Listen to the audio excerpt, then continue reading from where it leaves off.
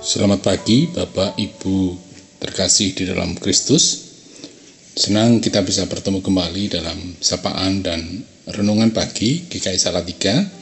Hari ini Senin 17 Juni 2024 bersama saya dengan Priyo Haryadi.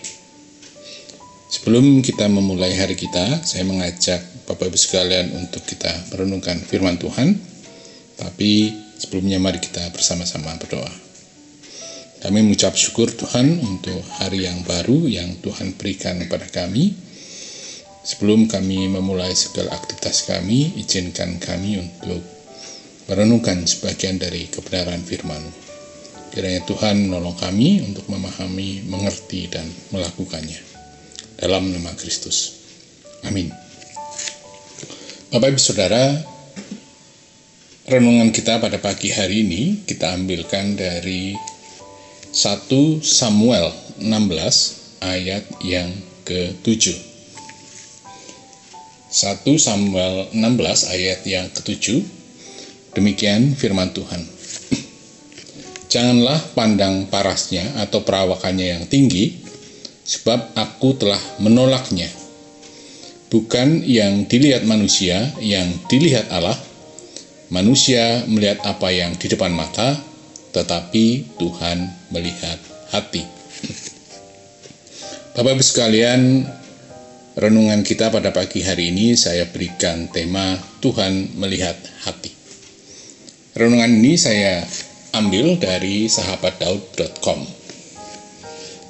Pada suatu hari di sebuah kota kecil di Jepang, datanglah seorang ibu berpakaian sederhana ke sebuah toko kue mewah di kota itu. Dia datang untuk membeli kue manju. Kue ini adalah kue yang terbuat dari kacang hijau yang berisi selai. Pelayan-pelayan toko itu sangat terkejut melihat ibu itu, karena pakaiannya yang sangat sederhana, menunjukkan bahwa dia orang miskin. Sementara toko itu adalah tempat berbelanja orang-orang kaya. Karena itu, seorang pelayan dengan terburu-buru membungkus kue yang dipesan oleh ibu itu dengan maksud supaya ibu itu bisa segera meninggalkan toko. Tapi belum sempat dia menyerahkan kue itu, seorang bapak setengah baya melangkah keluar dalam ruang toko. Bapak itu adalah sang pemilik toko. Tunggu, biarkan saya yang menyerahkannya.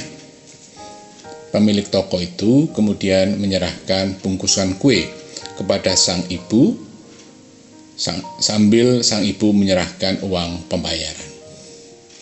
Pemilik toko itu membungkuk dengan hormat. Terima kasih atas kunjungan Anda. Setelah sang ibu itu berlalu, pemilik toko itu berbalik dan menemukan pelayan-pelayan tokonya yang sedang memandangnya dengan kebingungan. Karena dia memang sudah hampir tidak pernah lagi melayani pelanggan sendiri. Saya harus melayani sendiri, kata pemilik toko itu. Ibu tadi adalah seorang pembeli istimewa. Pelayan-pelayan toko itu masih bertatapan kebingungan, tapi tak ada seorang pun yang berani bertanya. Pemilik toko itu kemudian berkata, selama ini yang membeli kue di toko ini adalah orang-orang kaya. Mereka bisa membeli berapa saja dan kapan saja. Sekalipun harga kue di toko ini agak mahal.